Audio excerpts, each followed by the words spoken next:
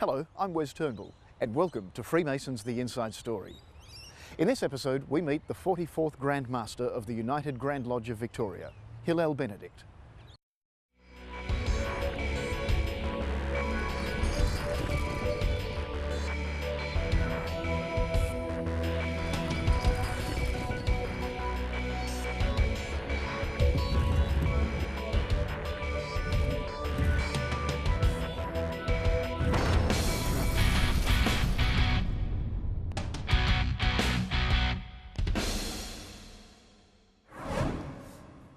I'm with the 44th Grand Master of the United Grand Lodge of Victoria, Most Worshipful Brother Hillel Benedykt. Hi Hillel. It's really good to be here, Peter.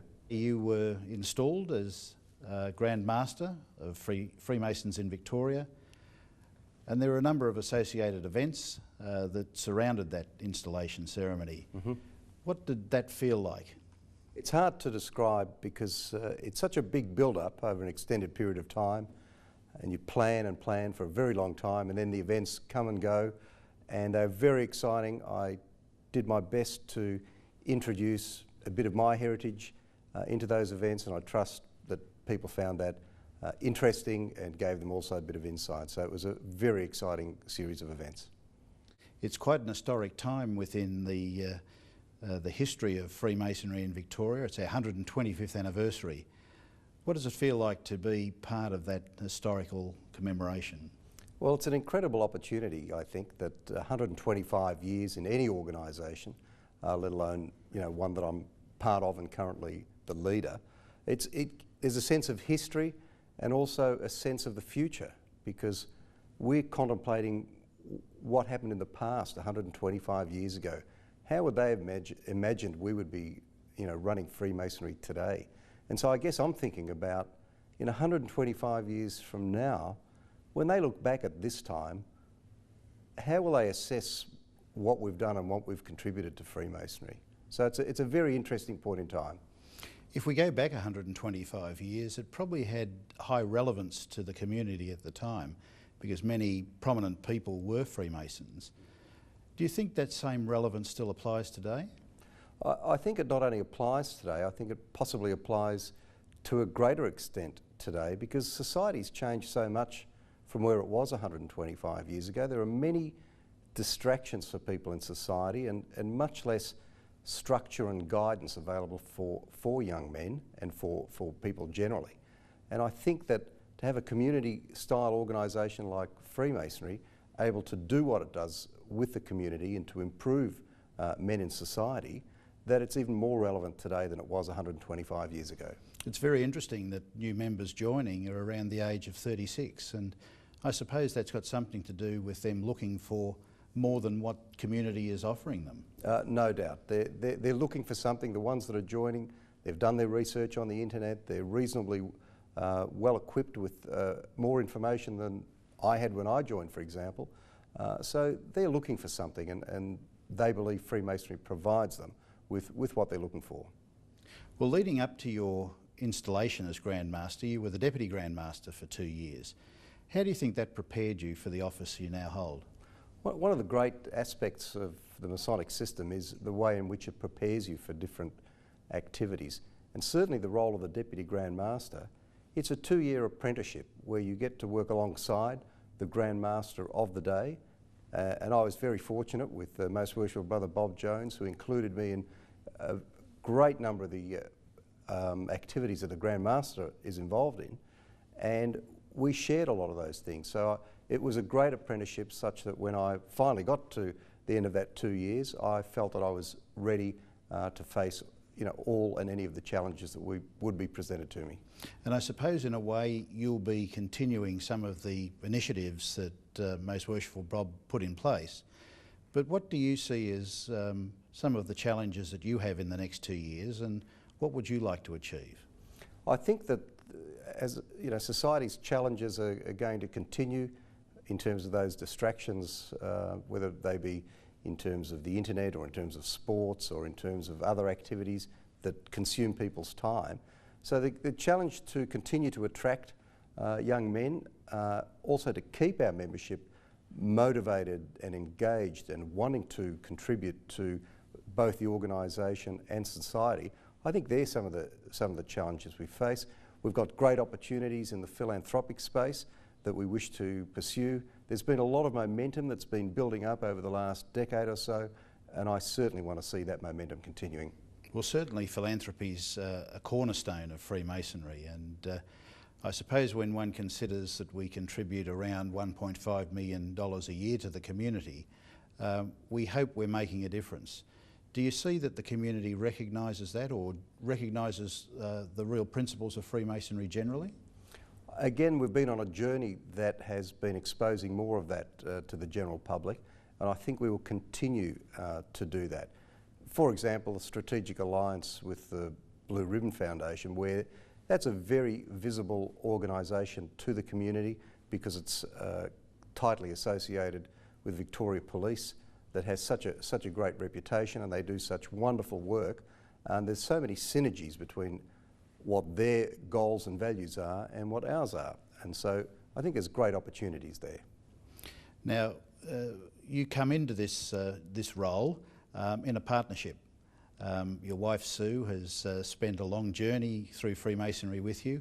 How's she approaching the next 2 years, and what does she see as challenges for you and for her?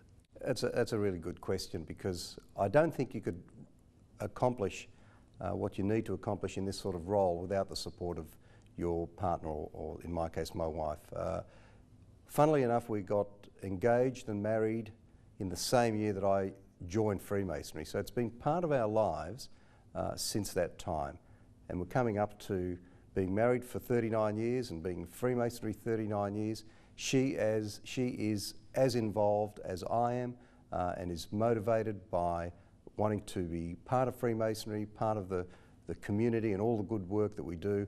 And I think I've heard somebody use the expression that really she really is a genuine Freemason that just hasn't been initiated. As Grand Master, you now lead over 12,000 Freemasons in Victoria. Is that a burden? Is it a challenge? How do you face that?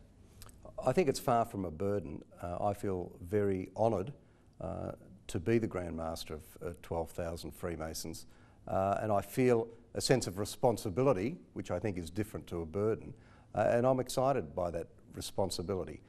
Having spent so much time in the organisation in various capacities at both local lodge level and at Grand Lodge level, I think I've got something to give.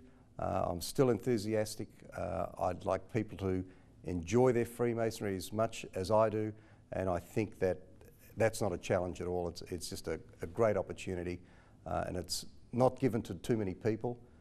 Only 44 people in 125 years have had the opportunity.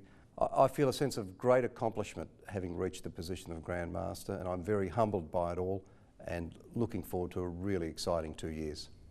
I suppose when one gets to offices like Grand Master, you become quite well known and quite visible within the Masonic community, but your history in Freemasonry probably isn't as well known to all of our members. Can you tell us a little bit about how you came to Freemasonry and what you've done leading up to this high office you now hold? I joined Freemasonry in 1975 when my father, who was a Freemason, invited myself and my older brother to join. That was back in Camberwell Lodge. We did our first degree, second degree and third degrees together, so that was terrific. And in 1979 we all moved to Lodge Fraternal, where subsequently my younger brother joined. So we had the three brothers and our father, and we went through the offices progressively till each of us were the worshipful master of our lodge. We actually started with my older brother, myself, my younger brother, and then our father followed. And so it was a great period of time in my Masonic experiences to have that family association for that 4 years at that lodge, and we're still very active members in that lodge. Obviously having family in a lodge is a great thing, but what else distinguishes Lodge Fraternal, your lodge? Lodge Fraternal, I guess, has a history of predominantly Jewish members that form the membership, although not exclusively. And so some of the things we do, for example, we serve herring in the south every meeting. We tend not to be beer drinkers, we tend to be we tend to have whiskey with our supper, and we do some things along those lines that are a little bit different. But we're constantly changing those things. It's been a very vibrant lodge since I can recall, and so we're always refreshing what we do. We involve our partners a great deal when we have an installation or we have a Ladies in the South. They're very well supported by our partners. So it's a very active, vibrant lodge, does some good work in the community, and always seems to have a good cross-section of people there from diverse backgrounds, religions, occupations, etc. So it's a bit of a microcosm of Freemasonry in one lodge. So it not only embraces your immediate family, but a broader community. Absolutely, absolutely. I suppose we've talked a little about your history, how you've grown up through Freemasonry, and now what you see as the challenges for Freemasonry in the next couple of years. But at the end of that term, what would you like to be remembered of? What would be your measure of success as Grand Master? I think I'd like to have been judged as having made a difference, made a contribution, sustained the momentum that's been building up over the more recent years. I believe that my professional background, which tends to be in management and dealing with people, that I can continue to improve the relationships that exist between lodges and Grand Lodge, and improve communications, and be seen to have continue to make it a much happier, much more vibrant, continue the building programs, continue the philanthropic programs, and just make sure that we keep heading towards the next 125 years in as much success as we completed the first 125 years. Well, your commitment to Freemasonry over 40 years, the family you've grown up with in Freemasonry and the heights you've reached all go well for a successful term in office. We wish you well, and we hope Freemasonry and the Benedykt family equally benefit. Thank you very much. Thanks for being with Freemasons, The Inside Story. It's been great. Thanks, Peter.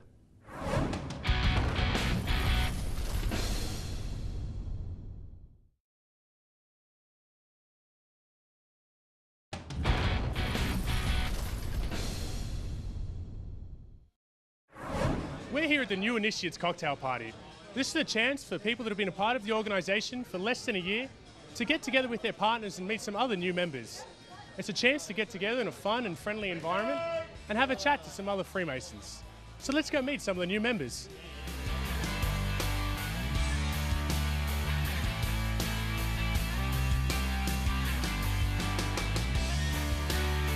So Faris, how long have you been involved in Freemasonry for? Almost 6 months now. Nice. And the decision to join Freemasonry, was that something you guys spoke about together as a couple? Yes, absolutely. We actually had a big discussion about that, and we felt that it's the right thing for us to do, both together. Thank you. And which lodge are you a part of, Faris? Lodge of the Observance. Nice. And do they meet here at Grand Lodge of Victoria? They actually meet in Auckland now. Oakley. Yeah. Oh, nice. And how did you find your initiation ceremony? Was blasting, to be honest. It's something that you would never expect. It's an experience, and I'm not going to say anything about it. I'm just going to, just leave it for whoever wants to join to explore it himself. So, nice. Did Faris speak to you much about his initiation ceremony and what happened? Well, I can tell you one thing that I haven't told him yet, but the smile on his face was equal to the smile I saw when I was giving birth to my baby. Oh, beautiful. Look, guys, thank you so much for speaking with us tonight, and enjoy the cocktail party. Thank you very much. Thank you, guys.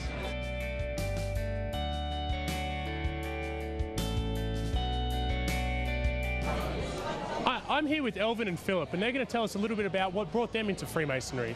Elvin, what lodge are you a part of? I'm part of the Ancient York. Nice. And what brought you into Freemasonry? I understand you don't have a family connection? No, I do not. What piqued my interest was after reading Dan Brown's book, and that actually quite piqued my curiosity.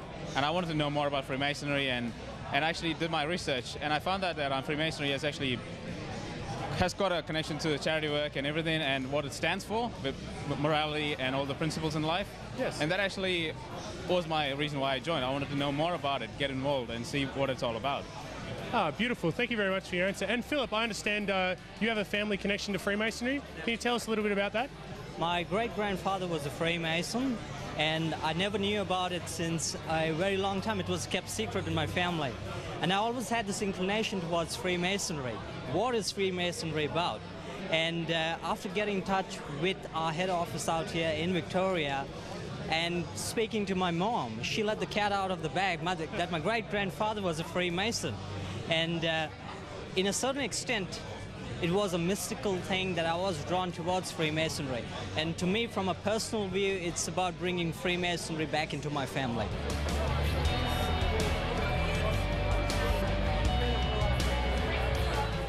I'm here with Justin White. Can you tell us a little bit about what tonight means to the organisation?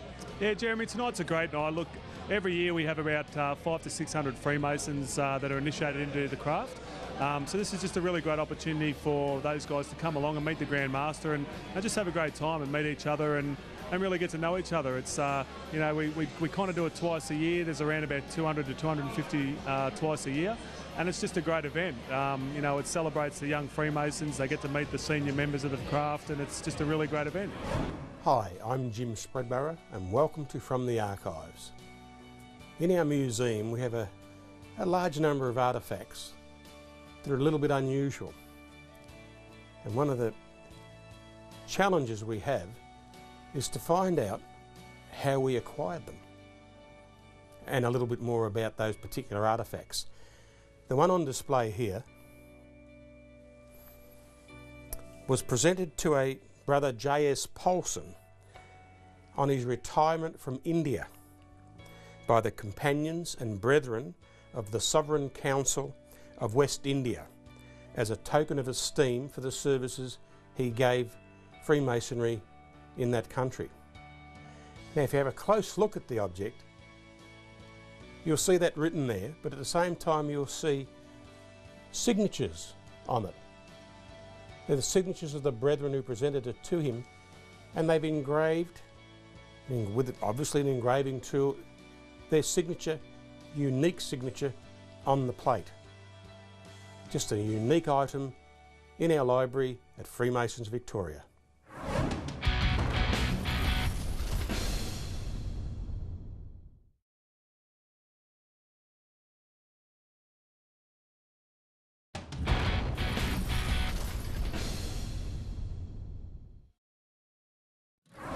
I'm Justin White. I'm here with worshipful brother Jonathan Avani.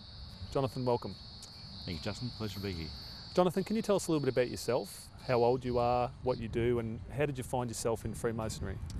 It's a bit of a long story, but I'm currently 51 years old. I've been in Freemasonry now for 11 years and picked it up pretty much from a friend of my parents who, next door neighbours, I saw him disappearing at nights in a dinner suit with a little black bag under his arm and wandering off into the distance and wondering what it was all about.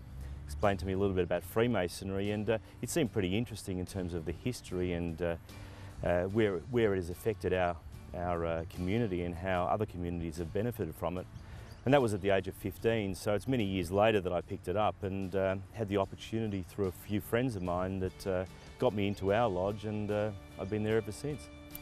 You have quite a senior role in the business that you work in now. Can you tell us a little bit about how Freemasonry has helped you in your career? Sure.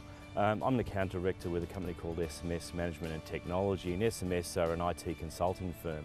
And through my day-to-day existence, I actually have to deal with a number of customers in a number of different areas and certainly different levels of organisations. And it's given me the confidence very much to be with different people and how I engage with them and how I consult with them, and basically the questioning that I have to go through in terms of understanding what their requirements are, and basically build relationships and friends along the way, which is very much what we do in Freemasonry. You're the lodge secretary? Yes. Can you tell us what a lodge secretary does? Well, if you talk to a lodge secretary, he does absolutely everything. But if you talk to the body of the lodge, they're basically the administrative, run the administrative side of a lodge. So I'm with a lodge called Lodge Fraternal, which is in Garden Vale, or in the Brighton Bayside area. And we have now just over 100 members, which in lodge parlance is actually quite a large number of people. So the administrative side of it is making sure that their dues are paid and making sure that generally when we have our suppers, we've got enough to eat and we've got enough money coming through the doors and they pay their lodge fees. But we've also got a responsibility back to Freemasons Victoria, or Grand Lodge as we call it, to make that we're on the register properly, we do things the right way. And we also have a community spirit where we get involved in events such as sausage sizzles at the local Bunnings, and that's a good earner for us in terms of the amount of monies that we give away to local charities in the Bayside District. That's an interesting point about the community tie-in. Can you tell us a little bit more about community and charity and what that means to you and how that tied in for you with Freemasonry? Sure. Freemasonry for me is not just about going to a lodge meeting and meeting with a group of people. It's also a bit about giving something back to the local community and to the community in general. As I'm sure many people are aware, Freemasons have at times given away large sums of money to great charities and to great events as well. For our lodge, we give away money to various organisations such as underprivileged children in the Bayside District. We have a big Christmas parcels drive driven by a gentleman who has, I think, been on the show once before as well. He's 95 years old and he's been doing it for over 40 years. So whilst we give away money as well, we give away a lot of our time and to services to the community, and we're raising that profile extensively. Can you tell us a little bit about the badge that you're wearing and what it means to you? Justin, it's 125 years of Freemasonry in Victoria is a big celebration for us. It's had a lot to play in the development of Victoria itself, and certainly helping develop the community mature and the way that we treat other people. And as far as Freemasonry goes for you personally, how do you explain Freemasonry to those people that maybe you work with or friends that don't really know much about it? Well, it has been a society of secrets where people haven't really had a great understanding of it. I explained it very simply in saying it's a collegiate organisation where I catch up with people that are my friends and contemporaries, and regardless from what walk of life you come from, everyone is treated equally. And that's one of the reasons that I joined Freemasonry as well. From our meetings, it's ceremonial in the sense that our ceremonies are based around the building of King Solomon's Temple, which is, I suppose, of a biblical era, but it has no regard to any specific religion other than you believe in a supreme being. And we don't really mind what that is. So irrespective of that or political views or colour or race or anything like that, I can sit in the lodge room and sit with anybody and basically have a good conversation with them and know and enjoy their company.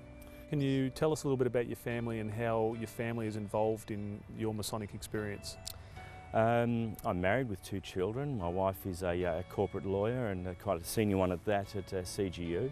And she's supportive of my background and what I do with Freemasonry. And I think she sees that I enjoy it very much, whilst it's not necessarily something that she signed up to when we got married 29 years ago and nearly that. But she is supportive of that. It gives me actually a great solace. 2 children, a 25-year-old son Josh and my daughter is 23, Rebecca. Jonathan, thank you very much for your time today. It's been a pleasure and been really interesting finding out about you and Freemasonry in your life. Thank you, Justin. Thank you for being here. Thanks for joining us. To find out more about Freemasonry, visit the Freemasons Victoria website at www.freemasonsvic.net.au or phone us on 1800 Freemason. You can also find us on Facebook, Twitter, Flickr, LinkedIn and Google+. Next week on Freemasons The Inside Story, we take a look at how Freemasons Victoria supports breast cancer patients through the Think Pink Living Centre. Freemasons stepped forward and decided in a most amazing way to fund one of our breast cancer nurses for 3 years, $75,000 a year. See you then.